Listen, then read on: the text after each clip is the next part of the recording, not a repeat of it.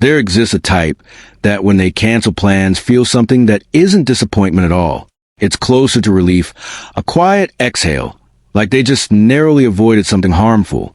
And if you know that feeling, if you recognize yourself in those words, keep watching because it might surprise you what that actually means. Most people would assume that someone who rarely leaves a house is just lazy or perhaps antisocial. Maybe they have some tragic backstory they're drowning in. And look, sometimes those things are true, but the psychology beneath the surface, it goes somewhere deeper than the majority think to look. And that relief is telling you something. So your brain right now is in the business of prediction. Every time you do something and it goes correct, your mind logs that. But also, every time you do something and it goes wrong, embarrassing, painful, overwhelming, it logs that too. And here's where the house comes in. The home for people who stop. Leaving it stops being just a place. It becomes a confirmed safe outcome. The brain has enough data. It knows what happens here. Outside, that's unsorted, unprocessed. And the brain instinctively begins to treat the front door the way most of us treat a dark alley. Spooky. This is the avoidance loop.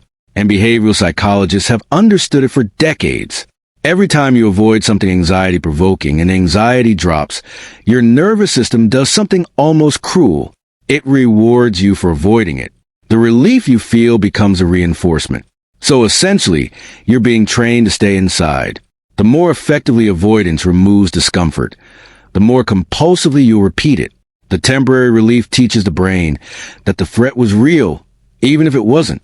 So the person who cancels plans, or let's call us ring out, who perhaps orders groceries because even the supermarket feels like too much right now, they're not weak-willed. Their brain is working exactly as designed, just pointed in a direction that quietly shrinks their world. Now, there's a version of this that crosses into clinical territory. Agoraphobia, which has a 12-month prevalence of around 1.7% in adults. And it's when that avoidance becomes severe enough that someone cannot leave their home at all. They feel a terror, even a panic attack.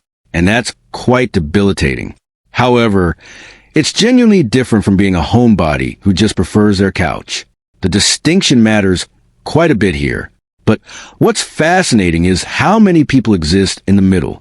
Not clinically agoraphobic, not just introverted, somewhere in this gray, quiet space where the world has just started to feel optional. And before we go further, some people just genuinely love being home. No underlying reason or wound driving it. Home is where a certain kind of person feels most alive, most settled, most like the version of themselves they actually like. That specific quiet, that particular corner of the couch. The human need for solitude is real and well documented. And a preference for staying in over going out is not a personality flaw or an early warning sign. But I'll be referring to what happens when comfort curdles into something you can't leave even when you want to. And the world we live in now has made that easier. Because here's the thing about the last decade or so. For most of human history, not leaving the house had practical consequences. You needed food. You needed social contact for survival. You needed to physically show up to get paid. One by one, slowly those frictions have been removed. Delivery, remote work, FaceTime, and without those frictions, the brain, which was already nudging some people toward home, gets to indulge that nudge without any obvious cost until perhaps there is one. Japan has a word for the far end of the spectrum. Hikiai Komoriai, roughly translating to pulling inward, coined by psychiatrist Tamaki Saito in the late 1990s. It describes people isolated in their homes for 6 months or more, withdrawn from almost all social participation. The Japanese government estimates over 1 million people currently live this way. What started as something researchers initially thought was culturally specific to Japan, the intense academic pressure, the rigid social scripts, and the shame of failing has since been documented in the United States, Spain, Nigeria, Italy, and beyond. Wherever researchers have looked, they found it. Not in identical form, but recognizably the same thing. And the psychological profile is rather intriguing. These aren't people who stop caring. A lot do care, almost too much. Research consistently finds high levels of social anxiety, specifically the fear of being negatively evaluated, which is a very precise and exhausting thing to carry every single day of your life. Many experience a specific humiliating event that broke something in how they saw the world as safe, a public failure, bullying, a relationship that ended badly enough to feel like evidence that people in general are a source of pain. And what makes this particularly hard to escape? When you stop leaving, you stop collecting evidence that the outside world is manageable. The brain never gets to update its information on it. The fear grows in the vacuum, unchallenged, fed by the fact that you're not there to contradict it. A 2024 analysis on 20,000 adults published in Frontiers in Psychology found that childhood social withdrawal was a meaningful predictor of social anxiety disorder in adulthood, suggesting the pattern once established does something durable to how a person relates to the world. And the world doesn't necessarily make it easy to come back. There's a shame spiral involved that people on the outside rarely understand, because if you've been inside for 3 months, 6 months, a year, you know that people will ask where you've been. You know that re-entering means explaining yourself or pretending nothing happened. The gap itself becomes a true barrier. The longer you stay, the higher the fence gets. Some people describe a kind of social debt that accumulates. Every missed birthday, every unanswered message, until the idea of reconnecting feels like it would require more energy than they have left. Some people in this space, and I mean this without any kind of judgment at all, describe it as the only way to stay alive psychologically. That is a withdrawal as protection. Researchers at the Minotauro Institute, a clinic that works with adolescents in severe social withdrawal, have described it this way. In the most serious cases, withdrawal is the only way to manage the fragility, saving one's own body. It's a description of what pain looks like when it has nowhere left to go. So where does that leave us?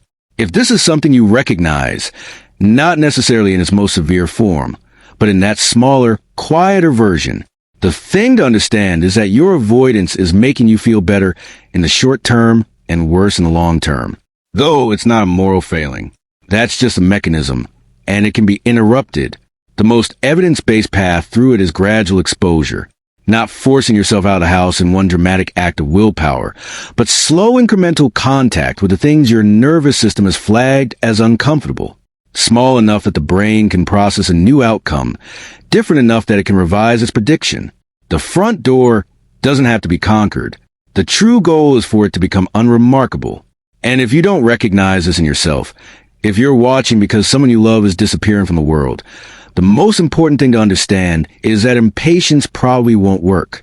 Shame definitely won't, because the person who hasn't left the house in 6 months already feels an enormous amount of shame.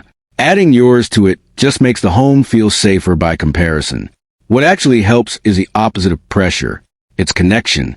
Low stakes, consistent, present. Because at the end of all the psychology and the clinical terminology, there's something very simple underlying. The person in the house is just human. They're often afraid, and they found the one place where they're not.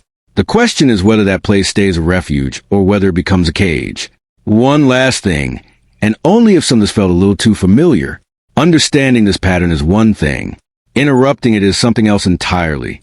Because knowing why your brain does this doesn't automatically make it stop.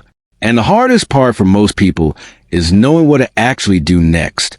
So, I've linked a bundle in the description and pinned comment that's designed specifically for that stage.